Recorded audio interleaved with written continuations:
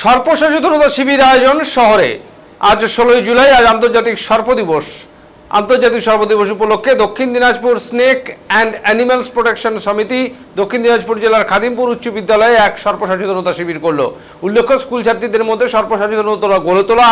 সম্প্রতি সর্প নিয়ে মানুষের মধ্যে বহু রকমের ভুল ধারণা লক্ষ্য করা যাচ্ছে, সে সমস্ত দূর করতে এমন শিবিরের আয়োজন করেছে এই সংস্থা বলে জানা যায়।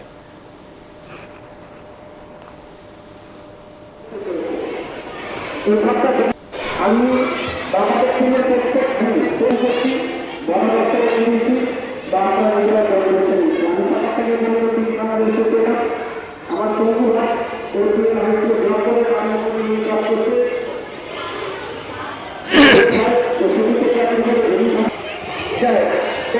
আমার খুব দেখবো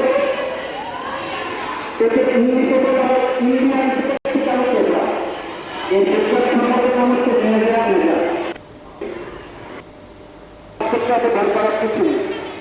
আপনি সাক্ষরতে আপনি ওখানে স্ক্রিন দাঁড়িয়ে দেন ওই ফোনা খুলে দাঁড়িয়ে দেবে কিছু চেক করতে মাথা নিচু। ঠিক আছে, এরপরে তোমাদেরকে আরো উৎসাহিত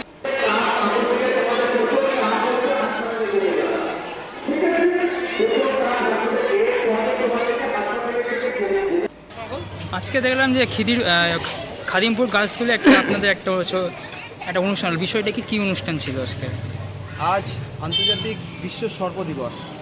সারা দেশের পাশাপাশি আমাদের দক্ষিণ Dinajpur snake and animals protection সমিতি বালুরঘাটে আমাদের খাদিমপুর উচ্চ বালিকা বিদ্যালয়ে আমরা সচেতনতা শিবির করে আমরা এই দিনটাকে পালন করব।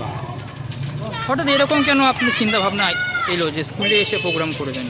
দেখুন, স্কুল এমন একটা জায়গা যেটা হচ্ছে শিক্ষা প্রতিষ্ঠান, যেটা বাচ্চাদের মানে শুরু থেকে যেটা শেখানো হবে যে সাপের বিষয়, সাপের বিষ আছে কি নেই, সাপে কাটলে কোথায় যেতে হবে, হ্যাঁ, ওঝাগু নির্ণয়, সোজা হসপিটালে যায়, এই যে বার্তাগুলো এবং সাপ চেনানো।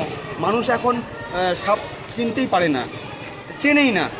সেই ক্ষেত্রে আমরা যে এই স্কুলে কলেজে করছি, আমাদের দক্ষিণ Dinajpur snake and animals protection সমিতি তাদের সবাইকে সবার সহযোগিতায় আমরা এই যে খাদিমপুর স্কুলের ম্যাডামরা আমাদেরকে আবেদন রেখেছিল, আমরা আজকে প্রোগ্রামটা করলাম। এটা করে কতটা কি বুঝলেন ইতিমধ্যে? সচেতনতার একটা বিশেষ সাফল্য পেলাম, আভাস পেলাম, যেহেতু অনেকেই মনসা মঙ্গল থেকে শুরু করে এই কাব্যগ্রন্থ অনেকেই ধ্যান ধারণা ছিল ওদের মনে, ওরা বলল। তারপরে দাঁড়ার সাপের লেজে বিষ আছে, এইরকম কথাও বললো ম্যাডামরা।